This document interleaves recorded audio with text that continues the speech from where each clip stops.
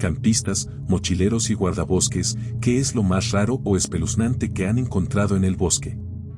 Estaba en un viaje de campamento en canoa de 2 semanas en una zona muy remota de Canadá. La mayoría de los días veíamos solo 1 o 2 personas, algunos días no veíamos a nadie. Montamos el campamento en la orilla de un lago grande y empezamos a instalarnos cuando de repente oímos a alguien gritar oso, oso. Sonaba como la voz de una niña. Era zona de osos, así que todos agarramos cubos e hicimos ruido para ahuyentarlo. De pronto salió del bosque un niño pequeño que no tendría más de 8 años. Resultó que en realidad estaba gritando ayuda, tengo miedo, no había ningún oso. Iba en bicicleta y de alguna manera terminó en el bosque del otro lado del lago, a al menos 1,5 kilómetros de sus padres. Estaba totalmente perdido y empezaba a descontrolarse. Lo llevamos en canoa con sus padres, que estaban más que aliviados. Años después, todavía cuesta creer que haya pasado. Hacíamos un viaje en grupo por el bosque, literalmente a 40 minutos de cualquier pueblo. Le preguntamos a nuestro líder si podíamos volver a nuestra cabaña cuando cayó la noche. Dijo que sí y empezamos a caminar. Teníamos que atravesar un sendero de 10 minutos en medio de un bosque espeso. Cuando íbamos a la mitad me dio una sensación de inquietud. Me di vuelta y, a unos 3 metros detrás de nosotros, había un tipo cualquiera con un poncho amarillo siguiéndonos. Se lo dije a mis amigos, todos nos giramos y ninguno lo reconoció. El del poncho nos sonrió un segundo y luego salió corriendo del sendero hacia el bosque. Mis amigos y yo corrimos hasta la cabaña y entramos. El resto del grupo ya estaba allí. Se lo contamos al líder del grupo, llamó a los otros líderes y empezaron a buscar. No encontraron nada, pero establecieron una nueva regla que exigía estar acompañado por un líder cada vez que se saliera de la cabaña. No estoy seguro de si esto cuenta o no, porque probablemente no fue nada y tampoco fue inquietante en su momento, pero allá va. Cuando tenía 13 años, mi tío y yo estábamos acampando y encontramos algunos juguetes tirados que habrían pertenecido a una niña pequeña. Estábamos muy adentrados en el bosque, y mi tío me señaló que los juguetes estaban totalmente fuera de lugar. Muchos años después busqué el sitio en Wikipedia y leí que una niña había sido secuestrada cerca de allí y la habían encontrado a unos 32 kilómetros de donde estaban los juguetes. Lo más probable es que solo fueran juguetes que se cayeron de alguna mochila, pero cuando le conté eso a mi tío, ambos estuvimos asustados durante días. Crecí en una familia muy aficionada a la naturaleza, siempre íbamos de campamento y de excursión en verano, prácticamente me crié al aire libre. Mi madre nos contó esta historia a mi hermana y a mí sobre una vez que fue a acampar con mi padre antes de que naciéramos. Estaba en mi tienda, era medianoche, quizás la 1 de la mañana, y me había despertado para ir al baño, algo normal. Estaba a punto de abrir el cierre de la tienda cuando escuché un pequeño sonido de rasguño. Me quedé quieta. Era un sonido lento, deliberado, como de alguien escarbando la tierra. Era demasiado rítmico para ser un animal, así que, después de asegurarme de que no era tu padre, que estaba en la tienda conmigo, abrí un rincón de la puerta y miré afuera. La luna brillaba lo suficiente como para ver a una joven agachada justo al lado de nuestra pequeña tienda para 2 personas, cavando en el suelo con las manos desnudas. Incluso tu padre se asustó. Así que salió, le apuntó con la linterna y le dijo que regresara al lugar donde hubiera hecho su campamento.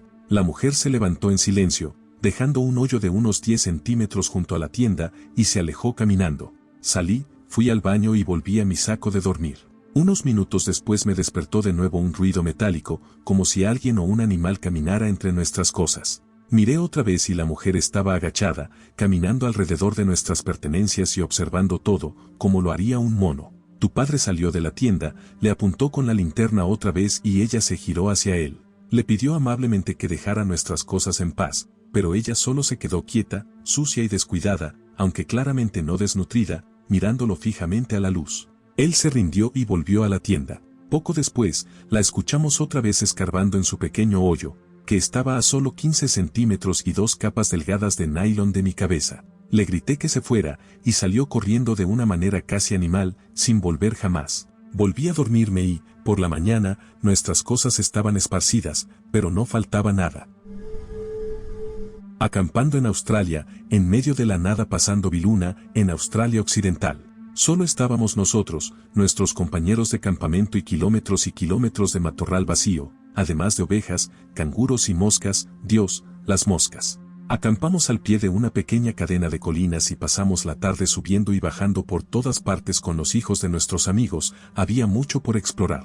Un amigo me dijo que sentía que nos estaban observando. Le respondí sí, claro, ¿quién estaría tan lejos? Durante la noche escuchamos rasguños en la tienda y golpes en las paredes de la caravana, luego el sonido de alguien probando las manijas de cada puerta de la caravana y también golpes alrededor de los autos. Para entonces todo el campamento estaba despierto y asustado, pero nadie se animó a salir de las tiendas ni de la caravana. También oíamos pasos fuertes y resoplidos. A la mañana siguiente nos levantamos y había un maldito toro enorme en medio del campamento, usando prácticamente cualquier cosa para rascarse, con pocos árboles no tenía dónde hacerlo. Lo espantamos y entonces descubrimos las enormes huellas, con forma humana, alrededor del campamento. Yo uso talla 9 de mujer y esas cosas eran gigantes. Todos nos miramos, empacamos lo más rápido posible y nos fuimos de ahí. Había salido a mirar las estrellas y dormía en un parque cerca del pueblo, sin tienda, solo con un saco de dormir y una colchoneta. Era una zona bastante popular para corredores y paseantes. Encontré un buen lugar en un campo, a unos cientos de metros de la cima, oculto entre hierba alta y matorrales, pero con una hermosa vista del valle y las montañas a lo lejos. Era una noche agradable, vi algunas estrellas fugaces, escuché a los coyotes aullando a lo lejos y dormí muy bien, ya que era una noche cálida de verano. Al amanecer me despertó una de las escenas más extrañas que he presenciado. En lo alto de la colina escuché algún tipo de cántico. Por estar bien oculto, no podía ver qué pasaba y no quería moverme para no ser visto por el grupo. Una voz masculina, fuerte y profunda, medio cantaba y medio gritaba en un idioma que no pude identificar. Sonaba como una lengua derivada del latín, pero definitivamente no era español, aunque repetía una palabra que sonaba similar a diablo. Había otras voces también, pero él claramente lideraba lo que fuera que estaba ocurriendo allá arriba. Finalmente terminó su canto o grito, se escucharon vítores y exclamaciones, y luego todo el grupo se marchó en silencio. Después de esperar un rato para asegurarme de que no quedara nadie, subí al lugar de donde había venido el sonido, no había ninguna evidencia física de lo que hubiera ocurrido. Pregunté a todos los que conocía en el pueblo si tenían idea de qué podría haber sido, pero nadie había oído algo parecido. Hasta el día de hoy, una de mis mayores penas es no haberme asomado para ver qué demonios estaba pasando. No necesariamente fue algo aterrador, pero sí muy desafortunado. Mis amigos y yo fuimos a acampar en invierno en medio de un parque grande, al final de un camino de tierra de unos 8 kilómetros. Como era de esperarse, no había mucha gente por allí. En nuestra última noche en el parque hicimos una caminata corta hasta un saliente que daba vista al valle. De regreso al camino nos cruzamos con un joven de unos 20 y tantos años. No le dimos importancia, lo saludamos y seguimos hacia el pueblo para cenar. Estábamos acampando justo al otro lado de la carretera, frente a ese saliente, así que cuando volvimos al final del camino había unos 20 vehículos de rescate voluntario alrededor de nuestro campamento. Uno de los voluntarios se nos acercó y nos preguntó por un chico que había caído del saliente de unos 60 metros de altura. Coincidía perfectamente con la descripción del chico con el que nos habíamos cruzado. Nos quedamos helados. Volvimos al campamento, tomamos unas cervezas y seguimos sintiéndonos incómodos. No ayudaba que podíamos oír a los rescatistas gritando en el valle, desde todas direcciones, cada 10 minutos aproximadamente. Seguimos bebiendo. Alrededor de la 1 de la mañana, cuando estábamos por dormirnos, escuchamos un grito desgarrador, un llanto, un sonido horrible. Era la madre del chico. Habían encontrado su cuerpo. Los gritos duraron lo que parecieron horas, aunque probablemente fueron unos 10 minutos. Esa noche nadie durmió. Hace unos 25 años fui de excursión a las cataratas fósiles, a las afueras de Rie Crest, California, con unos amigos. Al bajar por la cascada y entrar en la abertura del cañón empezamos a oler algo a muerto y, conforme avanzábamos, el olor se hacía más fuerte, así que decidimos averiguar qué era. Llegamos a una zona donde el hedor era abrumador, en la superficie del suelo parecía haber un par de manchas aceitosas acumuladas arriba, en un terreno que parecía recién excavado. Intentamos cavar unos 15 centímetros, pero el olor era insoportable. Decidimos irnos y llamar a la policía. El agente bajó al cañón, percibió el olor y nos dijo que no era buena señal. Aún sin llegar al lugar exacto de donde provenía, empezó a pedir refuerzos, más policías, helicópteros, etc. Nos comentó que para generar ese olor alguien habría tenido que enterrar un ciervo o algo de masa similar para producirlo. Cuando llamamos después para saber qué había pasado, nos dijeron que era solo piel y huesos de pollo, no se encontraron restos humanos. La versión oficial contradecía totalmente lo que el agente, que había sido investigador de homicidios en Los Ángeles, nos había dicho. Cuando se lo conté a un compañero de trabajo, él contactó a un alto cargo que conocía en el Departamento de Servicio Forestal o algo similar y, al relatarle la historia, le respondieron: ¿cómo se enteraron de esto? No deberían saberlo y deberían olvidarlo de inmediato. Mi teoría es que alguien fue desvivido y enterrado en tierras del gobierno. Las cataratas fósiles es tierra del gobierno de Estados Unidos, y no querían que saliera a la luz. No hay forma de entrar o salir de ese cañón salvo por una carretera de acceso militar desde el China Lake Naval Weapons Center. De mochilero en Bardwood Wilderness a comienzos de los años 2000 con un buen amigo. A los 3 días de caminata solo habíamos visto a otra pareja. La tercera noche, alrededor de las 4 de la mañana, nos despertaron en la tienda unos gritos que sonaban en el bosque, gritos enormes y guturales. Obviamente estábamos asustados, sentados en la tienda sin saber qué había afuera. Empezamos a oír algo que sonaba como granizo durante unos 15 minutos, seguido de pasos pesados cerca del campamento. Mi amigo y yo comenzamos a gritar y a hacer mucho ruido, un truco para ahuyentar osos, y el alboroto fuera de la tienda fue decreciendo hasta detenerse. Por la mañana, tras no dormir nada, abrimos el cierre de la tienda y vimos la escena más inquietante. Alrededor de la tienda había piedritas, el supuesto granizo, literalmente miles de piedras pequeñas que no estaban allí la noche anterior, y rodeando la tienda en un círculo casi perfecto había unas 20 rocas de entre 68 y 136 kilogramos. Mi amigo y yo salimos de ahí disparados, convirtiendo una caminata de 3 días en una de uno, prácticamente corriendo todo el camino hasta el auto. Recuerdo una historia que escuché varias veces de niño sobre los bosques alrededor de mi ciudad.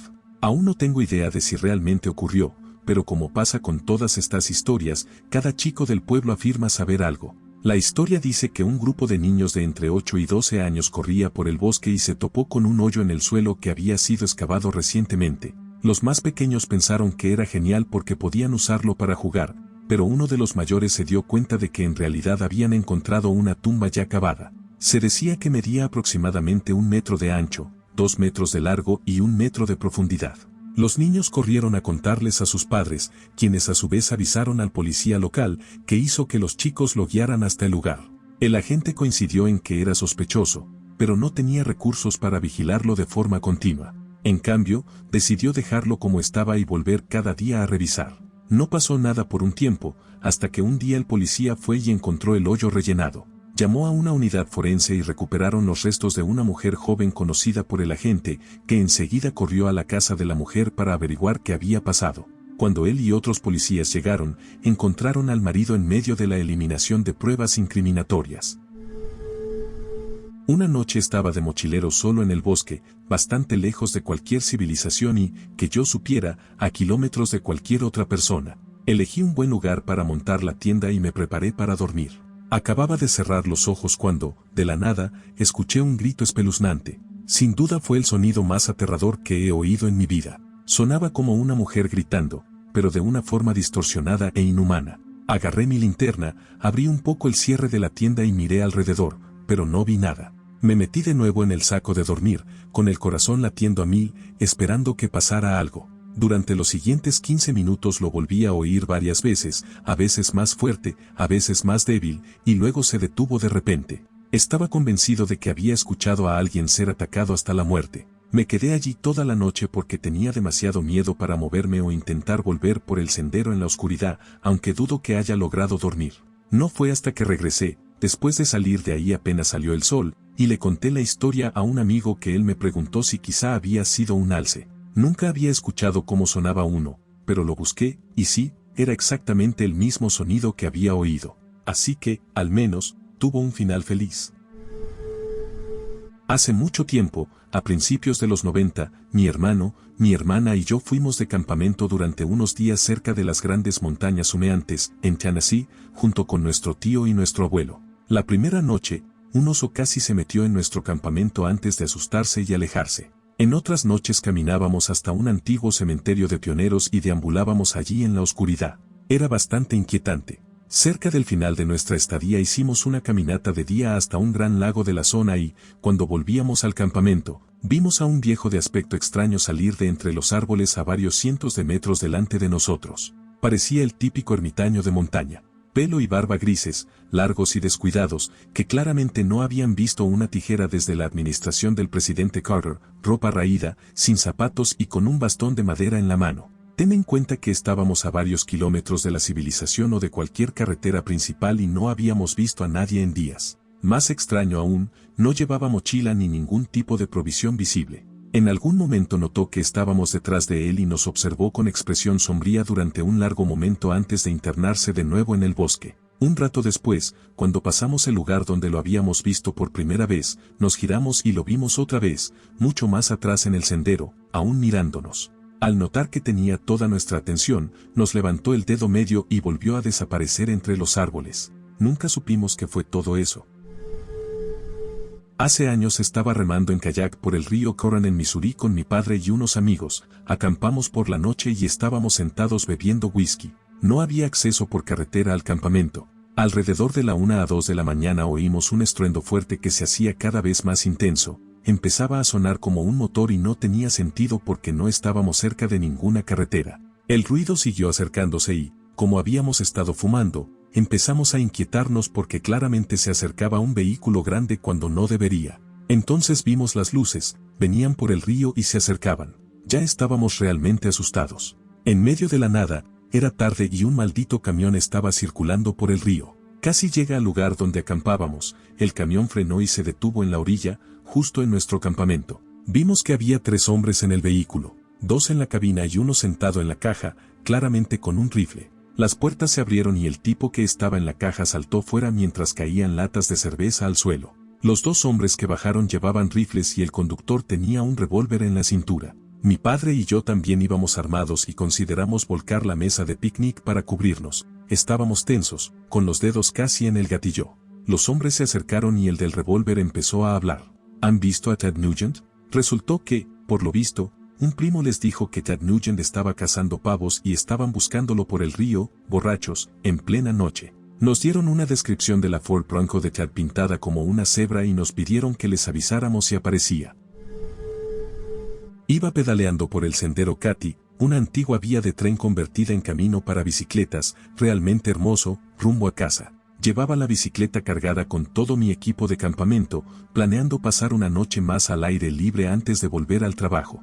Llegué a mi primer sitio de acampada, saqué el teléfono y revisé el clima. Posibles tormentas eléctricas severas. Oh vaya, miré el hermoso lugar para acampar bajo el roble más grande que había visto. Árbol alto, tormentas eléctricas, mejor ir al sitio alternativo. Avancé al siguiente campamento, unos 16 kilómetros más adelante. Estaba a 1 metro del río Missouri.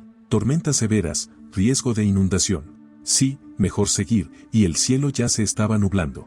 El siguiente sitio estaba a unos 48 kilómetros más allá.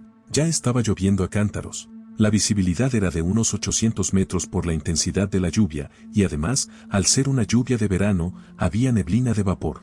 Muy bonito, en realidad.